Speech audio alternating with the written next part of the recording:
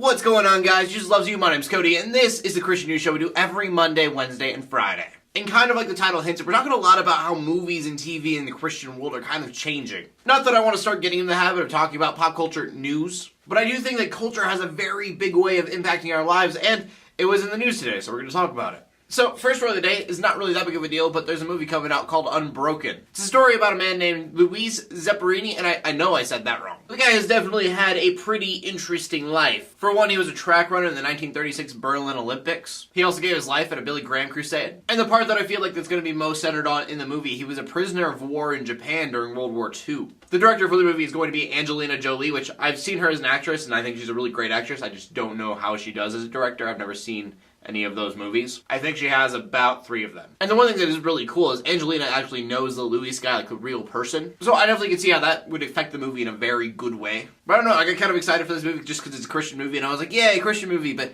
from the looks of it, it doesn't look like it's going to have a very high budget. But I don't know, I guess we have to wait for more information to come out about this movie. It comes out next year, so by then we should know a lot more. And again, if this does interest you, the name of the movie is called Unbroken. And the fact that I'm questioning whether or not that movie is going to be good kind of leads us into the next story. And this news story kind of has 2 parts to it. The first part of the story is about a man who died last weekend whose name I didn't even know until today. His name is Paul Crouch Sr., and he is the one who founded the Trinity Broadcasting Network. TBN is a Christian network in the United States that's pretty much known for its televangelists. It started in 1973, and even though it has been very controversial, it's one of the biggest religious broadcasting networks in the world. And for that, Paul Crouch, we need to thank you, because even though some people don't like your Christian channel, you still made a Christian channel that is loved by a lot of other people. You have literally influenced like almost every other Christian news channel out there in the United States. So I did want to say that I appreciate Paul Crouch and everything that he has done. And then I wanted to get into how bad Christian television sucks. Just take whatever chicken grease you have in your house right now and rub it on your forehead, and then donate to me $30,000, and you, I guarantee, will be blessed with a brand new car. Or I'll be blessed with a brand new car. It's one of those. God bless your soul. Shady televangelist, I don't understand. And the worst part is that is what Christian television seems to be. At least that's what people look at it as. So it might seem a little too soon to be talking about reworking Christian television, but I think it's an opportunity to look at it as an end of an era and just start reworking it into what it should be. Like at first I was thinking, what should Christian television be like if it's low budget? And to that I say it would be really awesome. You know those home and garden networks, they do the thing where they go to the person's house and they just fix their house up. What if we did that, but it was like missional work to Africa? I mean, you get some cameras, you get a host, and you get a few experts that are working in this missional field, and you videotape it and show what people are doing over there. That's awesome. And some people are going to be like, oh, that's terrible. You're taking a terrible situation and you're making money off of it. How could you? But say you're watching television and you see these people making a well. You see these people who need water getting water, and it fills your heart with just awesomeness, and you decide, I need to help out in this some way, and so by doing that, you have spread awareness to that person. And that wouldn't cost a lot of money. Like, you have the missional work already being done. All you have to do is film it and find a host to host it. But then I started thinking, this is TBN we're talking about. So specifically TBN,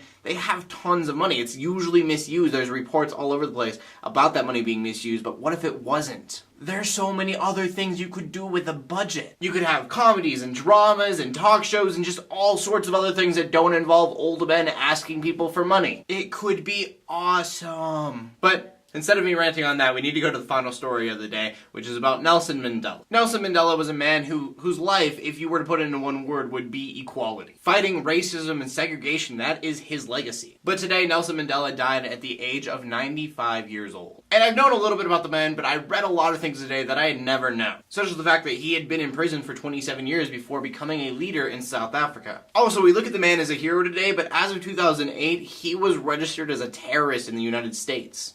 And it was Ronald Reagan that put him there. I also didn't realize he was a Christian. But it was kind of crazy to me that this man was looked at as a terrorist for fighting for freedom. And it just kind of goes to show that the world isn't always right, and so sometimes you need to fight for what is. So to Nelson Mandela, I thank you for everything you did fighting for equality. I didn't know a lot about you, but you fought for equality, so what more did I need to know? You were blind to the color of people's skin, and I think a lot of people could learn from that. And I know for a fact that you have definitely marked history. Anyways, that brings us to the question of the day, and the question of the day today is, if you could have any TV show on a Christian network, what would that TV show look like? I know for me, like, right off the top of my head, I'm thinking Christian Conan O'Brien, and then he interviews people that don't even have to be Christian, like, they can be, but like Aronofsky, who did the Noah movie, directed that would be awesome if he interviewed him and got his point of view. And it would be funny, and people would like it, and it wouldn't have some guy in his 70s talk about how much he loves Brian Welch's new album, even though he's probably never heard of it, and it's obvious within the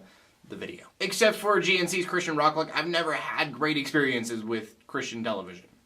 And they even took that away from me. As always, I want to know what you guys have to say, so please leave a comment in the comment section below with your answer. My name is Cody Armour, bringing news to the Christian community every Monday, Wednesday, and Friday. In closing, let the haters hate, let the Christians pray. And to everybody, like and subscribe. Please like and subscribe. That would be amazing.